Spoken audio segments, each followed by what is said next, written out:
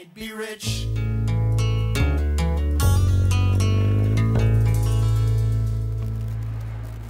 Okay, welcome back. It's Liquid Lunch, and that was, of course, the Bare Naked Ladies, and If I Had $1 Million. And we've got Debbie Travis here, and actually that was a request. Yeah, well, I like that song because it's got a very sweet memory. Just before I had the television show, the very first television show, which was The Painted House, I was on home shopping in America, in Florida. And they show you around, and I was flogging stencils and videos or something, and they opened these huge doors, and there were like 3 football fields of women on the phone taking your orders. And one of these guys turned around to me and he said, "What's it like to be, a millionaire?" And I was like, now the lesson is wait till the check's in the bank. And I drove out of that building singing that song. It was on the radio and I was so excited. Of course, I didn't make $1 million out of it, but it always reminds me of how naive and stupid you can be. I looked at all these women taking orders thinking, wow, I've made it. And that was a long time ago.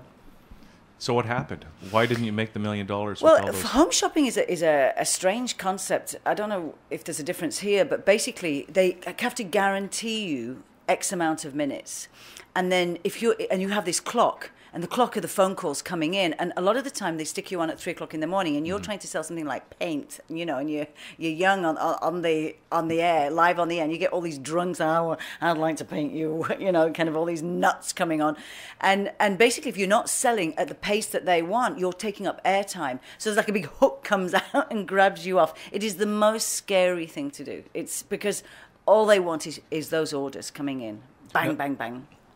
Okay, so now whose idea was that? Was that your idea to get into the No, somebody approached us. I started, I came out with a line of stencils and a how-to video. That's how I began in this country, and showing people how to paint.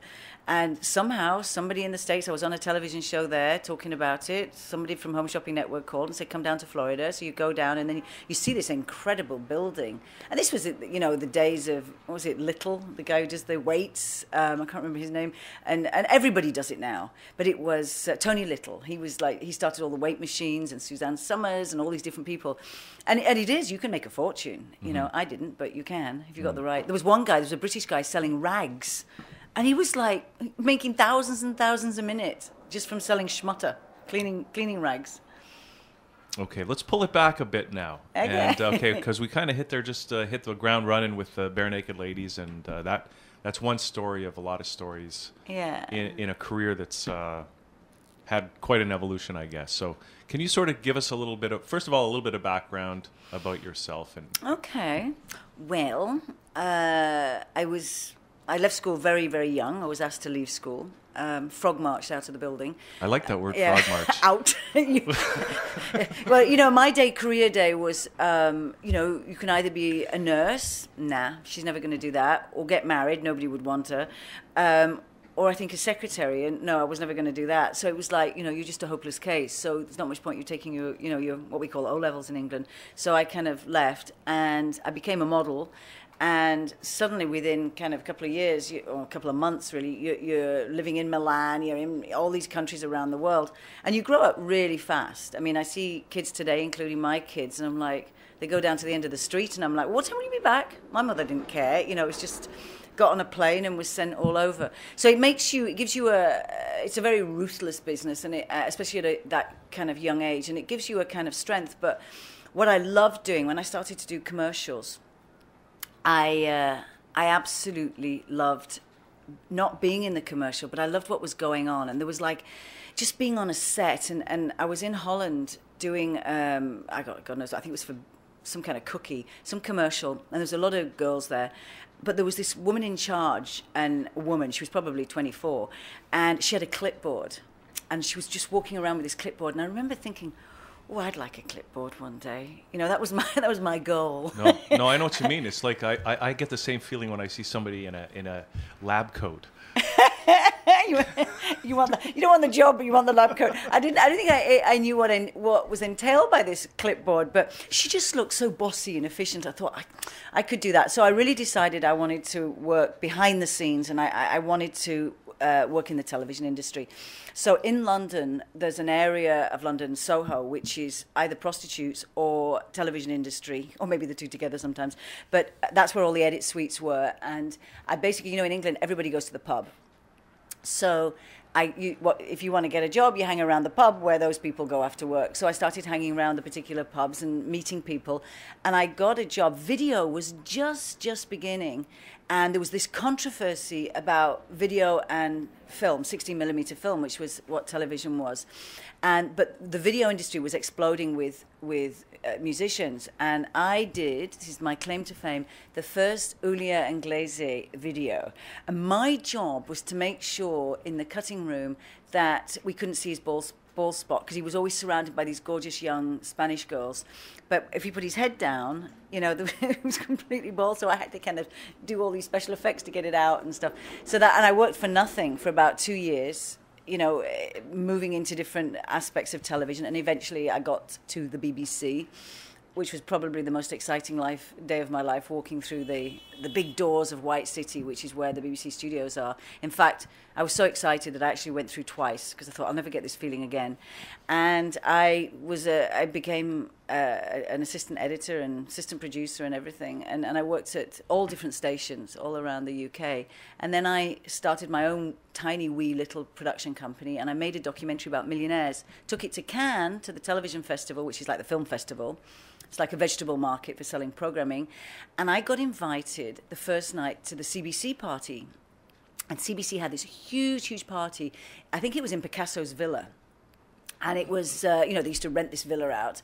And I met this very nice Canadian and married him 3 weeks later. And that's why I ended up here. All right. Blame it on sex.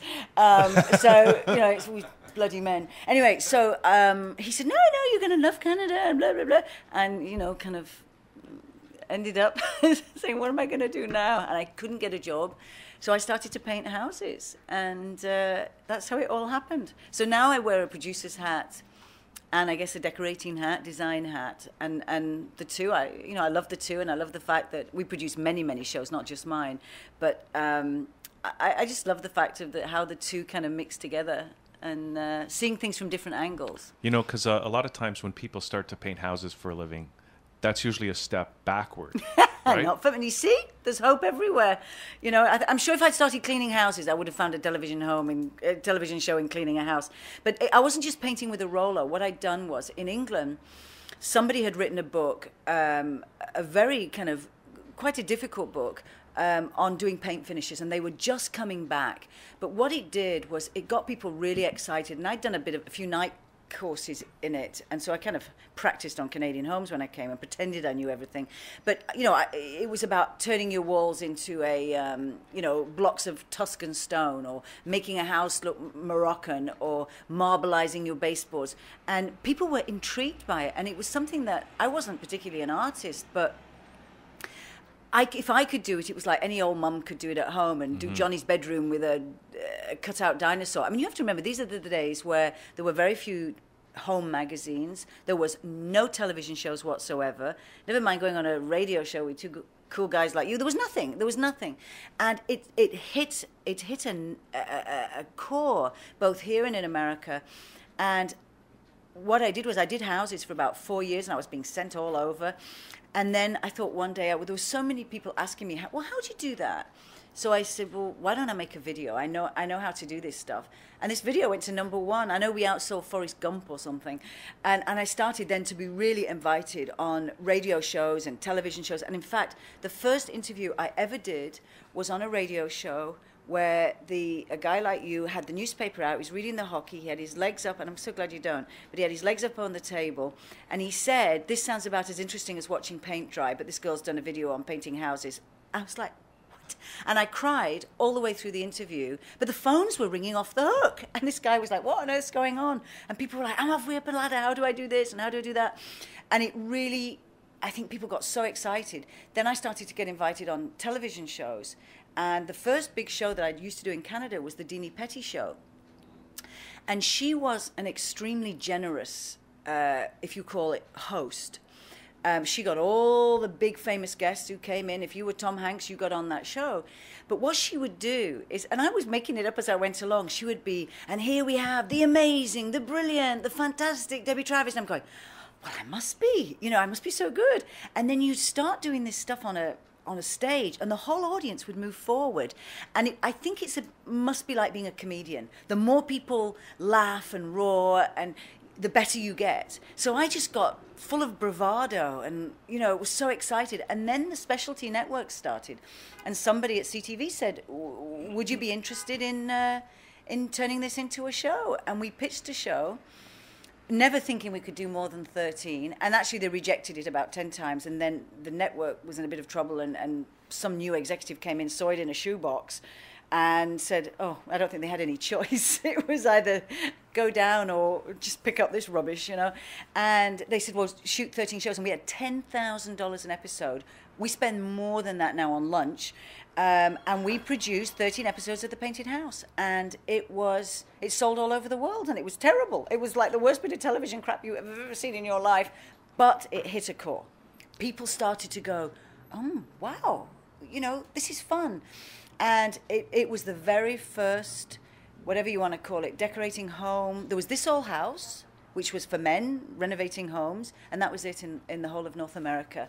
And it just took off. That sounds like this idea that it hit a chord, right? Any trend is like that. Well, that's what I'm thinking. It's like there's a certain resonance with the audience. Yeah. For whatever reason, it's just the right thing at the right time. Yeah, and I don't think it'll ever change. Some trends go and come back, but what was happening was, up until then, if you look at the way we are now, there was very little choice for the home. Parents, when your parents got married, they got a living room set and a dining room set if they were lucky. And the next time they really did anything in the house, apart from Dad being told to repaint the walls every few years, was when the kids all disappeared. Then they maybe thought of redoing something. It's not like that anymore. My kids have gone off to college. They're not going to take my rubbish. They're like, oh no, I want to go, to IKEA and buy all new stuff. So we've changed because there's affordable things out there. There's fresh stuff. And it's just a new way of thinking. Nobody today goes out and buys a sofa that's going to last them 30 years, except yours might. I'm sitting over there, but maybe I'm talking to the wrong crowd, but, that's quite a tough one. Sorry about that. But, we could do a little something in here, I think. Where was I? So our whole mindset has really kind of changed. And everything is doable and affordable. And then the whole DIY thing set in. And then we had a bit of a recession, which exploded the whole DIY thing. And then it's become a hobby. Young girls are doing it, young boys are doing it. There's whole networks, there's hundreds of magazines. It's completely changed. So how do you think you got to be the privileged person that was riding this wave, that was able to kind of channel this resonance? I think it's been a complete, there's no way I've ever said, right, in 10 years' time, I'm going to be here. To me, it's very much like being a baby. When you're a baby, you're lying on the floor, and one day you turn over. And you're like, oh, my God, I'm the best turner over in the whole world. You're in your own bubble. And you're so full of confidence that then you suddenly go up on your little legs, and you crawl. And then you think, wow, I did that. And then you think, well, if I pull myself up on that table, I could stand up. You don't think, oh, I could do a marathon.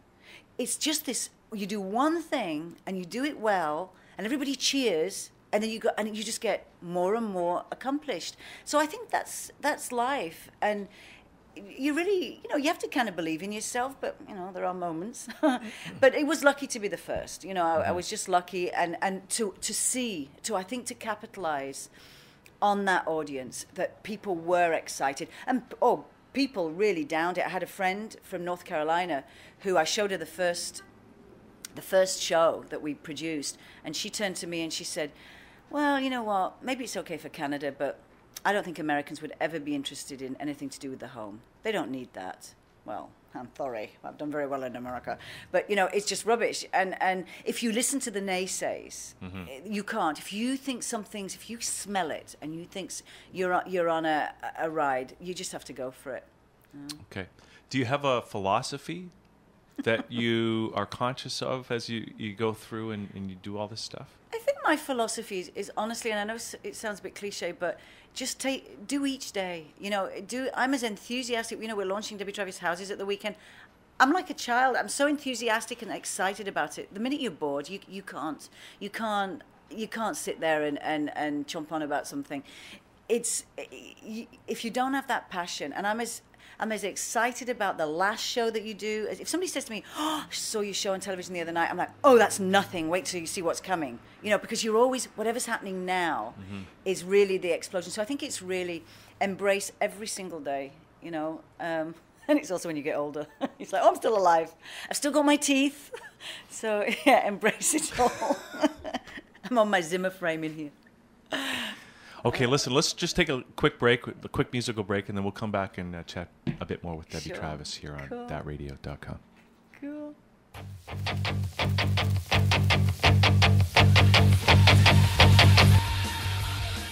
Okay, we're back here. We're back here. Hey, do you want to do that little ID thing for us, Deb? Sure. What do you want me go to right do? now. Oh, I forgot. What do I have to say? Hi, I'm Debbie Travis, and you're listening to That Radio. Yes. Hi, I'm Debbie Travis, and you are listening to .com. .com. See, I'm good. Let me do it Groovy. again. That's perfect. No, we'll leave all that in. Yeah. Just to keep the good. That's what really happened. The vibe, the organic nature of this. The girl who can't remember her name. Okay. Okay. So, we're talking about your career. We're talking about. Even calling it a career, I think, is quite shocking. But But in retrospect, that's probably what it adds up to. I mean, is. probably people would look at your life and your career and they go, "Wow, I wouldn't. That's pretty good. If I had that would be good." I always think of people's careers as they've done really well in school, they've gone to university, they've all, joined a big corporation. To me, it's like, whoa. Okay, so you're based in Montreal, is Yeah, that right? yeah. How do you like Montreal? I love it. It's I'm actually here more than Montreal now, but two very different cities. Montreal's a very easy city to kind of get around in, and a lot of creativity. And the difference between Montreal and Toronto is if you're successful in Toronto, a lot of people are thinking, oh, you know what, I'm going to go to the States, I'm going to go to New York and go to LA, especially people in my business. Montrealers tend to stay. Mm-hmm. So one of the challenges of being an employer is to actually keep people. And in Toronto, you do find that people are, often looking over the shoulder for the next best thing. And it's very hard when you train people and they stay 5 months, 6 months. So that is one key. Now I have both, which is good. And I really like to get the best out of both cities. Toronto has become more for me a playground where I think for Ontarians, it's usually the other way around. They go to Montreal to play. For me, Montreal has always been about being a mum and having kids and not having any life. Toronto is like, I've got a condo here. There's no kids stuff. I come here and I go out. I want to be single. I pretend. No, I take my wedding ring off. I'm out. So I know all the great places to go. I live right off Queen Street, so I'm like 19 again, having a really cool time. Whereas Montreal's home. It's like, kids' mess and laundry. Here it's like, pretend I'm in a hotel.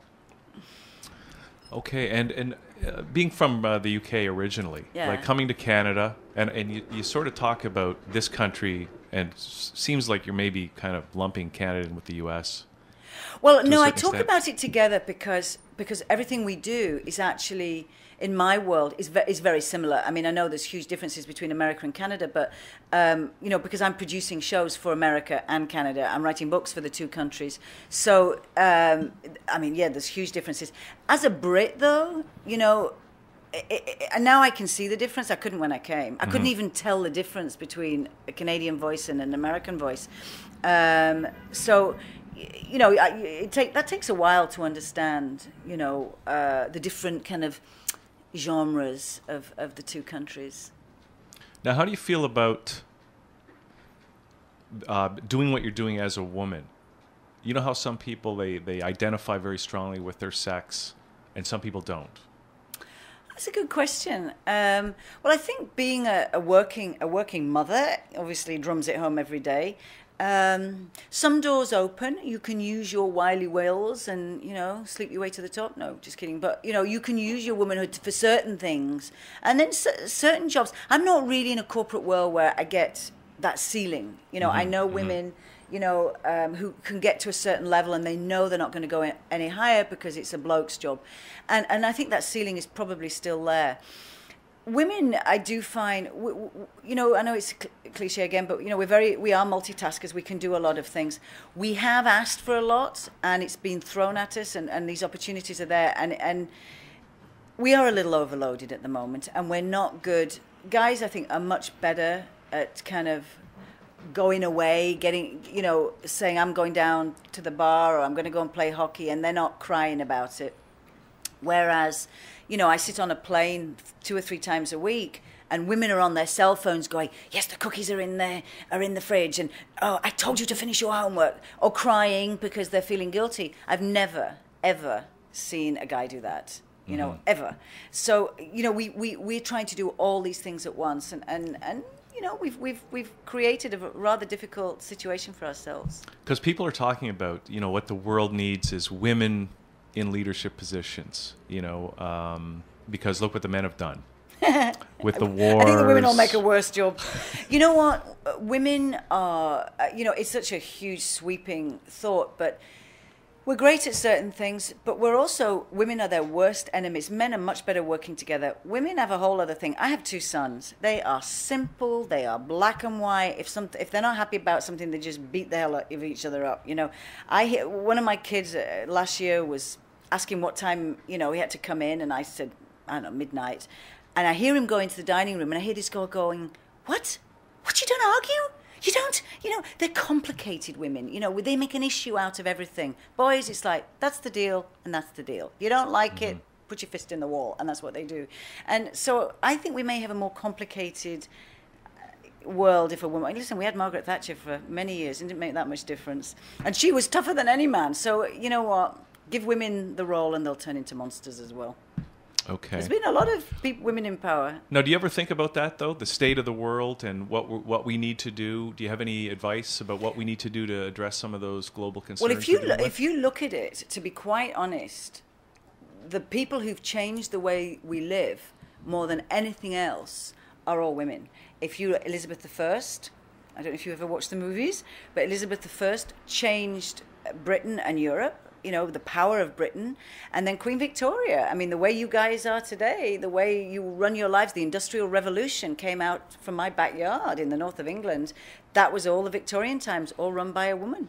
So, and you see what's going on in the rest of the world. There's lots of women in power, just because over here, in fact, we're very behind, I guess, having, but I don't think it'll change anything.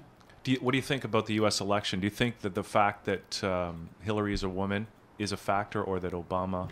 No, I think the factor, and I am not very good at politics, but to me the factor is it's great press. You've got a black man against a woman, and, the other guys, they're boring. But the other guys, I think, will get in, because people don't vote. They read about it, they talk about it. It gives us something to, to discuss, at night. But when it comes down to it, I bet they go back with another Republican. But is it McCain? Yeah. Is that what you call it? I'm hearing that from a few people, but I'm not sure that's going to happen. You know what? When it comes down to it, same as Quebec, moan, complain, and then when it actually comes down to your vote, you know what? I think we might stay in Canada for another year. You know what? It's ridiculous, and you're going to get me shot now, but it just is a waste of money and time. But and I live there. But I think with politics, it's what makes the papers, what makes the television, and the Republicans aren't good TV at the moment. These 2 people are. And I think either of them could be refreshing. And I think the world needs something different there. Yeah. But and I wish them, honestly, I would love a Democrat to get in, but I don't know if it'll happen. Okay. But I am not a political person. I can talk about yellow. Yeah. Okay, what about talk about yellow? Your couch again that we quite like. What about yellow? But you know what? I'm like everybody else. I love to talk. I'm a Brit. We're brought up in the pub. We talk. We talk rubbish. But you know what? I think it's so good for people. And I think anything, even politics, if it gets people away from their TV sets and away from the stupid games on the internet, and people start discussing, it's healthy. Get your kids discussing it. Okay. Now, how about your heroes? Before we came on the air, you were mentioning, or I mentioned, Richard Branson. You said, you knew him personally. Well, I knew Richard when I was in my 20s, and he'd already done Tubular Bells and was really quite powerful. That's how he started. And he started on a market store with a small record company. And his famous story was when he was 4, his mother left him in a field and told him to find his way home, and that's apparently what gave him his strength.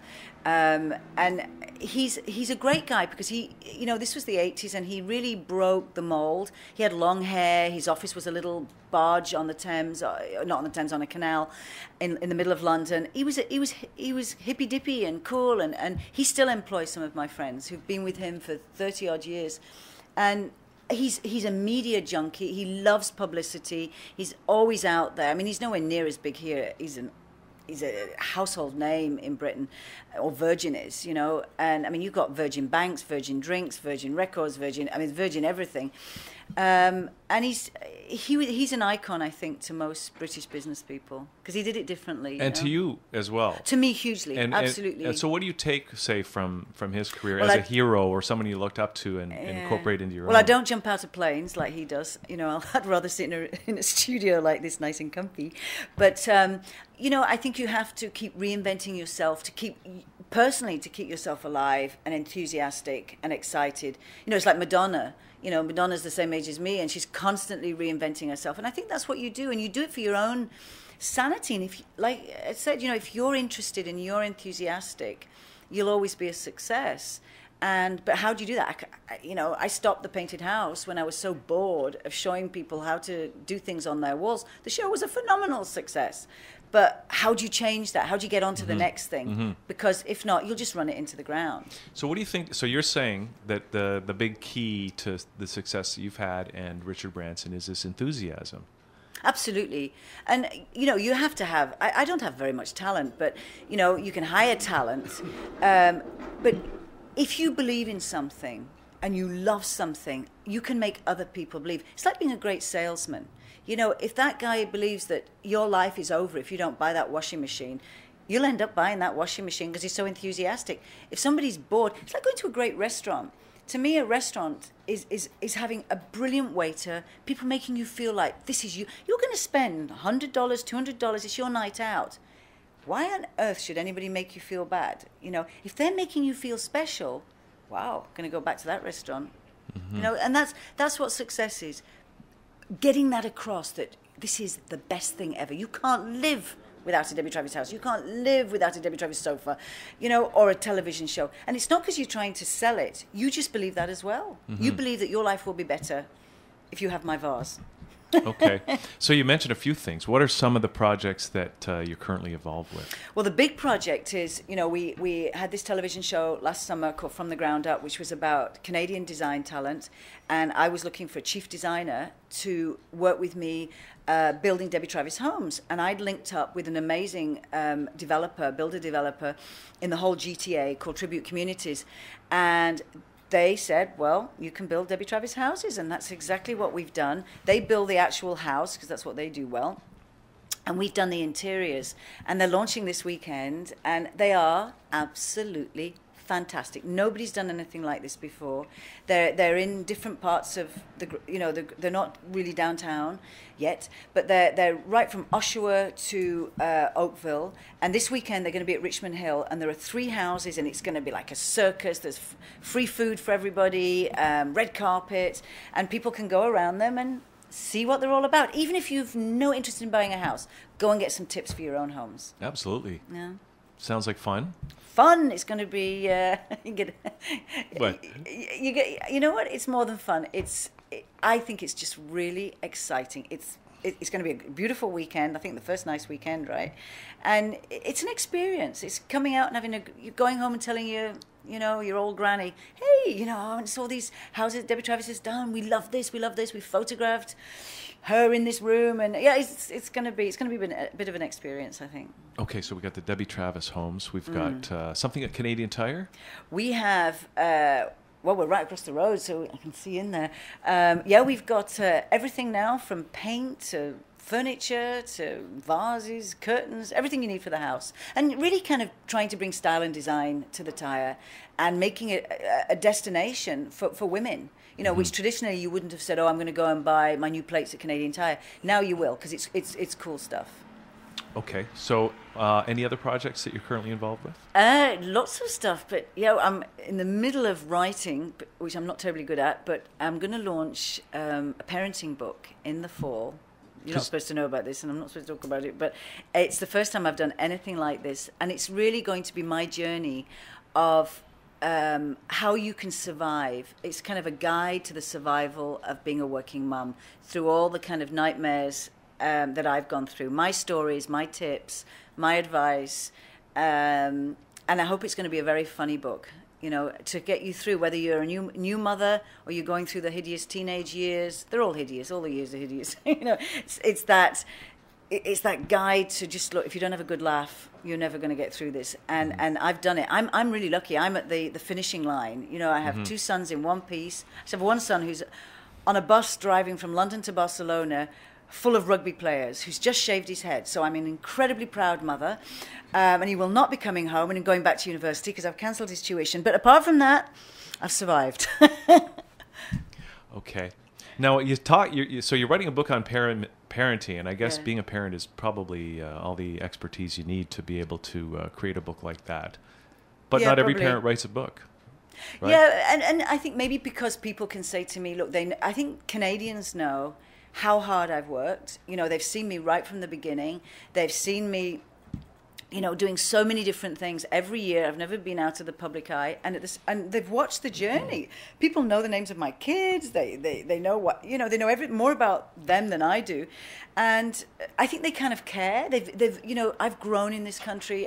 They've come along. The public has come along for the ride, and I talk to a lot of women. I love talking to young women who are working and juggling and just trying to get through it all.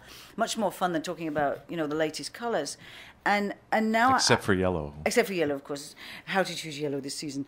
But I think I want them to buy this book and weep and cry and discuss it with their friends and open up, because there's a really interesting thing happening with young mothers today. The movie stars, it's becoming very trendy to be a mother. So you're seeing all the big stars in People magazine and everything, and on all these shows. And if you look back 30, 40 years to Audrey Hepburn, say, you know, Audrey Hepburn didn't talk about her family. In fact, it was a career killer to actually get married and have children. And so it was all kept quiet.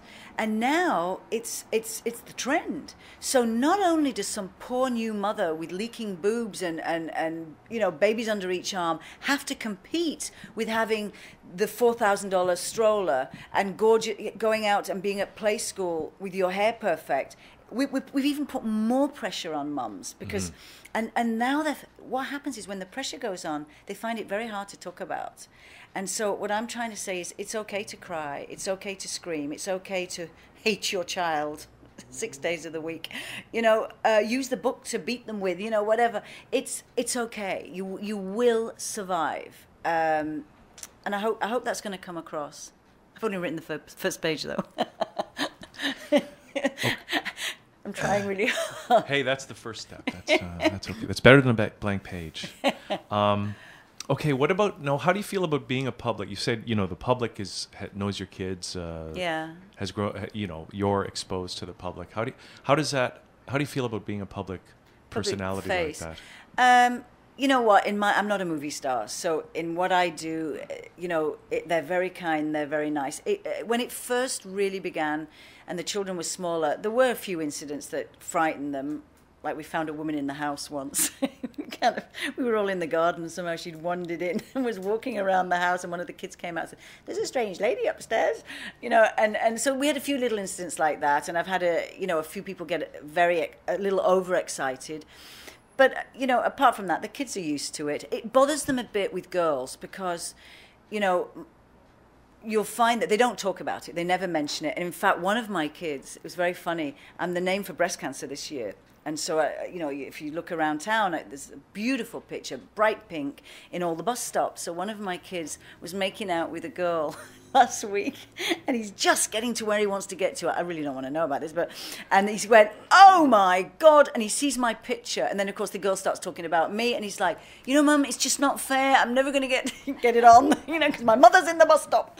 So it does bother them in that way, and we've had incidents like on a Friday night, you know, I'm exhausted, I've got my glass of wine, my pajamas on, and I'm walking through the house with a plate of Chinese food, and you know, there's people, you know, kids streaming in and out, and then you hear some girl going, oh my God, Debbie Travis is in your house. And he's like, yeah, she's my mum. Can we? And then they end up, the teenage girls, will come and talk to me because they love what I do and everything. And of course, the guys are stuck upstairs, you know, going, well, thanks a lot, you ruined another night, you know. So that kind of thing they're not terribly proud of, but go figure. Okay. Well, listen, this is we pretty much ran out of time here. Is there anything else that you wanna tell me that you think I should know before I put these thoughts to paper? No, I think it's look, it's been an exciting ride, and I'm very, very proud to be here. It's my home now, and probably couldn't have done it in Britain, I'm sure. And it's been a great journey, and I hope it's going to keep going if you don't get too bored of me. And yeah, come out and see the houses, and then meet me. And that's this weekend, right? Every weekend until the middle of May, I'm going to be at one of the homes. And if they go on tributecommunities.com, they can find out the house I'm going to be at. And, you know, bring the kids out, bring the family out, and come and have a, you know, a lively afternoon.